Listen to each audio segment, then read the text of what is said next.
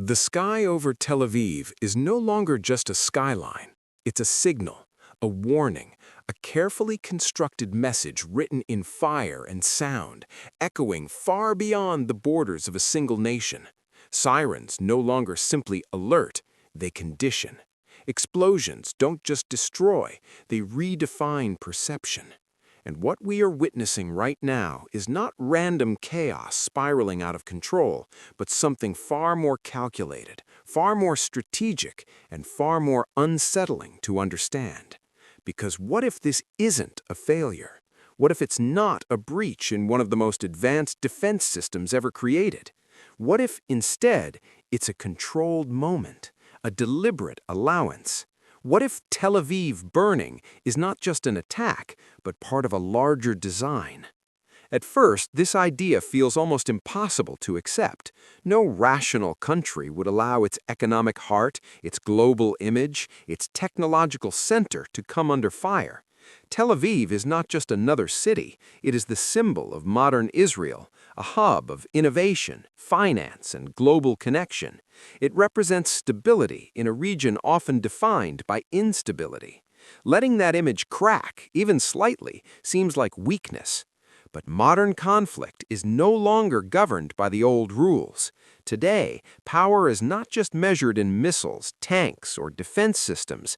It is measured in perception, in narrative, in the ability to shape how events are understood across the world. And sometimes the most powerful move is not preventing damage, it's controlling what that damage means. To truly understand this, you have to step back and look at the bigger picture, not just days or weeks, but decades of strategic evolution. Israel has spent years building a defense architecture that the world has watched with awe, the Iron Dome, a system so effective that it redefined expectations of what defense could look like in modern warfare. But here's the part most people miss. No defense system is designed to be perfect, because perfection removes flexibility. If every threat is neutralized instantly, if every rocket is intercepted without exception, then something critical is lost, the ability to justify escalation. And in geopolitics, justification is everything. Without it, action looks like aggression. With it, action becomes necessity. So when rockets land, even a few, something shifts instantly on the global stage. The images begin to circulate, flashes in the night sky, smoke rising between buildings, civilians rushing for cover, the sound of sirens cutting through the air. These images travel faster than any missile ever could. And in that moment, the narrative changes. The question is no longer, why is Israel responding?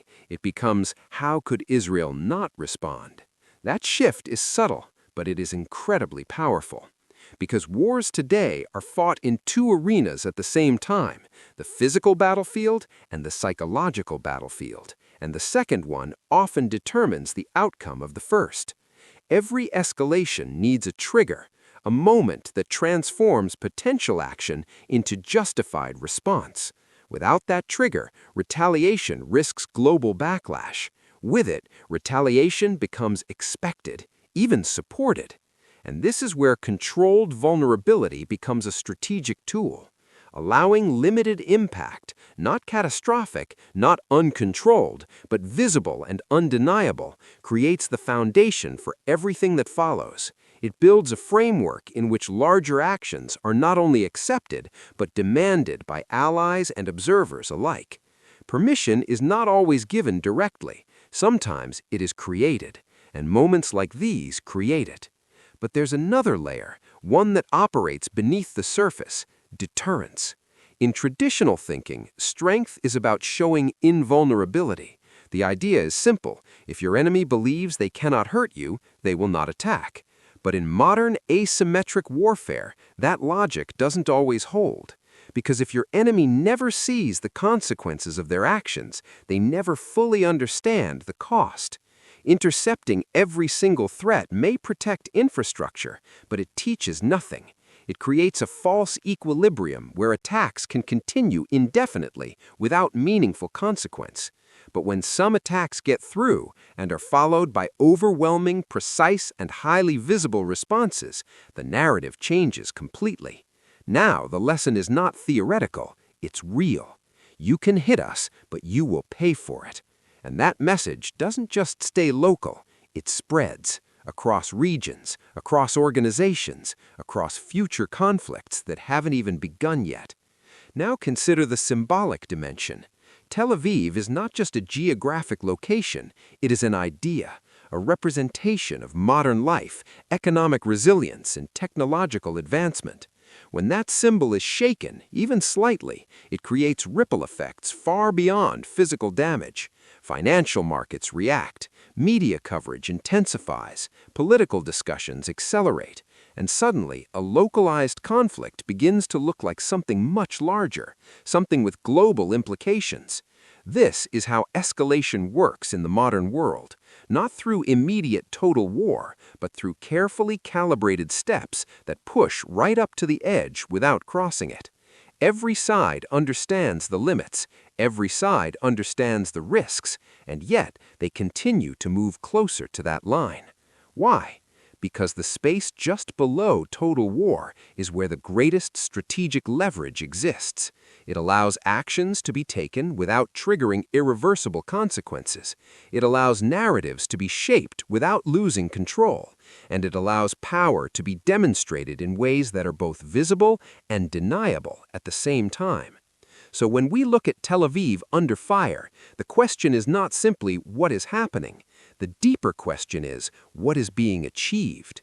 Is this purely destruction or is it positioning? Because in geopolitics, almost nothing of this scale happens without layers of intention.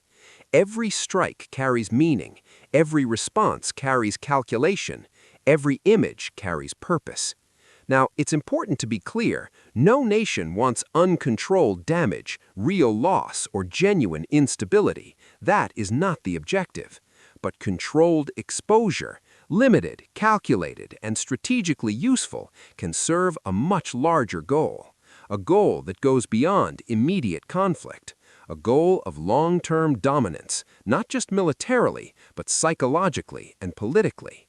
To define how the conflict is understood, to shape how others respond, to influence what happens next, because the side that controls the narrative ultimately controls the direction of the conflict. And narratives are not built in calm moments, they are built in crisis. A quiet city does not move the world. A city under fire does. It captures attention, it demands reaction, it forces alignment, and in doing so, it reshapes the entire strategic landscape. So Tel Aviv